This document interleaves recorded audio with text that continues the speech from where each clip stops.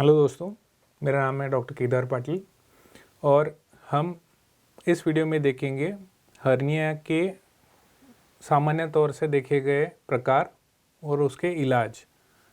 तो इस वीडियो में हम इंग्वाइनल हर्निया और अम्बिलिकल हर्निया और वेंट्रल हर्निया पे ज़्यादा जानकारी देखेंगे। वेंट्रल हर्निया के 3 प्रकार सामान्य तौर से बोले जाते हैं।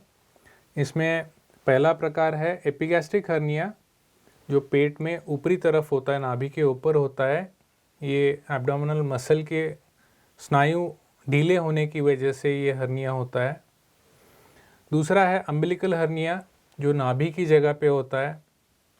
बचपन में जब पैदा होते हैं बच्चे तो गर्भनाल में इन्फेक्शन की वजह से वो जगह ढीली रहती है। वज़न ज़्यादा होने से कभी कभार औरतों में ये प्रॉब्लम ज़्यादा हम देखते हैं। तो ये 2 कॉमन कारण है अम्बिलिकल हर्निया होने के। तीसरा होता है इंसिजनल हर्निया, यानी जिनका ओपन ऑपरेशन किसी वजह से किया गया है। उस ऑपरेशन के बाद अगर ज़ख्म में इन्फेक्शन हो गया है या ऑपरेशन के बाद काफ़ी टाइम तक खांसी रहती है या वज़न उठाने का काम जल्दी चालू कर दिया है, तो उन लोगों में इंसिजनल हर्निया हो जाता है। तो ये तीनों एक कैटेगरी में हम बोलते हैं, इसको बोलते हैं हम वेंट्रल हर्निया। तो पेट में ऊपरी तरफ कहीं भी अगर ये एपिगैस्ट्रिक रीजन, नाभि की जगह या ऑपरेशन की हुई जगह अगर होता है तो इसको हम वेंट्रल हर्निया बोलते हैं। और एक सामान्य तौर से देखा जाता है ये इंग्वाइनल हर्निया। ये होता है जांघों में, पुरुषों में ज़्यादा तौर पे ये देखा जाता है। आप अन्य वीडियो में देख सकते हैं ये क्यों होता है, इसके कॉम्प्लिकेशंस क्या है। इस वीडियो में हम सिर्फ वेंट्रल हर्निया और इंग्वाइनल हर्निया के ट्रीटमेंट के बारे में ज़्यादा देखेंगे। तो हमने देखा अभी कि वेंट्रल हर्निया के 3 प्रकार और इंग्वाइनल हर्निया क्या है। डॉक्टरों की एक विज़िट ये सबसे इम्पोर्टेंट इसकी जांच है, मैं बोलता हूँ, क्योंकि हर्निया एक क्लिनिकल डायग्नोसिस है। डॉक्टर देखने पे बात पता चल जाती है कि कौन से टाइप का हर्निया है, कितना कॉम्प्लिकेटेड हर्निया है, साइज़ कितना है इसका। तो ये बहुत ज़रूरी है कि आप डॉक्टर को एक बार जाके मिले। इसके अलावा सोनोग्राफी से काफ़ी बार ये ये प्रॉब्लम पता चल जाती है। कुछ कॉम्प्लिकेटेड या बहुत बड़े हर्नियाज हैं, जैसे पिक्चर में आप देख रहे हैं, तो इन ऐसे बड़े हर्नियाज के लिए सीटी स्कैन या एमआरआई भी बोला जाता है। तो इसका ट्रीटमेंट अभी हम देखेंगे इंग्वाइनल और वेंट्रल हर्नियाज का। पुराने ज़माने में, आज से 30 साल पहले, इन हर्नियाज को सिर्फ टाँकों के द्वारा रिपेयर करके इसका ट्रीटमेंट हुआ करता था, पर उसमें हर्निया दोबारा आने के चांसेस ज़्यादा रहते थे। तो बाद में पता चला कि अगर हम जाली बिठा देते हैं तो हर्निया दोबारा होने के चांसेस कम हो जाते हैं। तो सूचर मतलब सिर्फ टाँकों से की जाने वाली ट्रीटमेंट से ज़्यादा अच्छा है कि आप जाली का प्रयोग अगर करते हैं तो दोबारा होने के चांसेस कम हो जाते हैं। अब दूसरा इसमें हम देखेंगे ट्रीटमेंट में ये ओपन तरीके से करना ज़्यादा अच्छा है या लैप्रोस्कोपी से ज़्यादा अच्छा है।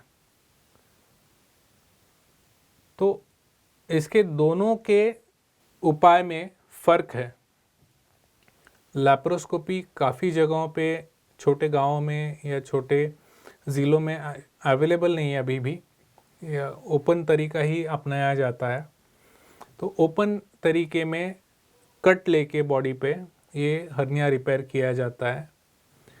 तो जिनको डायबिटीज़ है, जिनका वज़न ज़्यादा है, जिनको अस्थमा के लिए स्टेरॉयड ले रहे हैं, इन लोगों के लिए स्पेशली ज़ख्म में इन्फेक्शन होने का चांस ज़्यादा होता है। अगर इन्फेक्शन हो गया तो हर्निया दोबारा हो सकता है। तो उन लोगों के लिए लैप्रोस्कोपी ज़्यादा फ़ायदेमंद है। तो ओपन में हम जाली जो बिठाते हैं ये पेट की बाहरी तरफ है। लैप्रोस्कोपी में जो है हम जाली अंदर बिठा रहे हैं। तो लैप्रोस्कोपी में जाली अंदर क्यों बिठाते हैं, ये लीकिंग बार्ट कंसेप्ट से मैं आपको समझा सकता हूँ। एक अगर कोई बड़ा टब है जिसमें पानी लीक हो रहा है और इसको आप बंद करना चाहते हैं, तो अगर आप अंदर से इसको ट्रीटमेंट देते हैं तो पानी के प्रेशर की वजह से ये ज़्यादा अच्छी तरह से अंदर इसका सील ज़्यादा इफ़ेक्टिवली बैठ जाता है। उसी तरह अगर टायर का कोई पंक्चर होता है तो पंक्चर वाला टायर निकाल के अगर अंदर से रिपेयर करता है तो वो ज़्यादा अच्छा होता है। इसी तरह लैप्रोस्कोपी में हम अंदर पेट के अंदर जाके जाली बिठाते हैं, वेंट्रल हर्निया में भी और इंग्वाइनल हर्निया में भी। इसकी वजह से हम बड़ी जाली बिठा सकते हैं ताकि दोबारा हर्निया होने के चांसेस बहुत ज़्यादा कम हो जाते हैं। ओपन में दोबारा हर्निया के चांसेस थोड़े ज़्यादा होते हैं।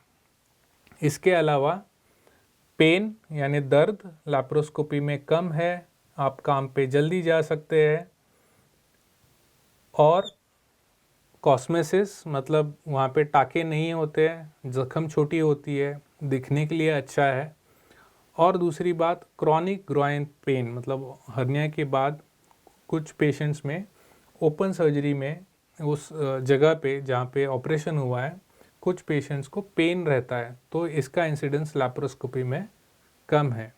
तो जैसे हमने देखा कि लैप्रोस्कोपी सर्जरी अगर हम हर्निया के लिए चूज़ करते हैं तो पेन कम है, काम पे आप जल्दी जा सकते हो, ये ज़्यादा फिजियोलॉजिकल है, जाली अंदर बिठाई जाती है, बड़ी जाली बिठाई जाती है, दोबारा होने के चांसेस कम है। पर कुछ कंडीशंस में अगर हर्निया, मेरे दूसरे वीडियो में आप देख सकते हैं कि हर्निया अगर कॉम्प्लिकेट हुआ है तो हमें ओपन ही ऑपरेशन करना पड़ता है, उसमें काफ़ी बार हम जाली नहीं बिठा सकते हैं। तो ज़रूरी है कि आप इसका ट्रीटमेंट टाइम में करवा लीजिए। और एक ज़रूरी बात मैं बताना चाहता हूँ, क्योंकि लैप्रोस्कोपी से ट्रीटमेंट की जाती है जिसके उपकरण महंगे हैं, तो लैप्रोस्कोपी का खर्चा थोड़ा ज़्यादा आ सकता है, पर लॉन्ग टर्म में इसके डेफिनेटली आपको ज़्यादा फ़ायदे हैं। और लास्ट बात दोस्तों, ये बहुत ज़रूरी है आपको जानना कि हर्निया में कोई मेडिसिन काम नहीं करती है, इसको कोई अगर योगा बोलता है तो ये गलत ट्रीटमेंट है। इनफैक्ट एक्सरसाइज नहीं करने चाहिए अगर किसी को हर्निया है। बेल्ट्स का ज़्यादा रोल नहीं है, काफ़ी जगह हम देखते हैं बेल्ट्स बोले जाते हैं जिससे स्किन लूज़ हो जाती है, अल्सर हो जाता है, फिर हर्निया की ट्रीटमेंट मुश्किल होती है। तो ये उचित सर्जन के द्वारा इसको आप एक कंसल्टेशन करवाइए और इसका करेक्ट ट्रीटमेंट आप लीजिए।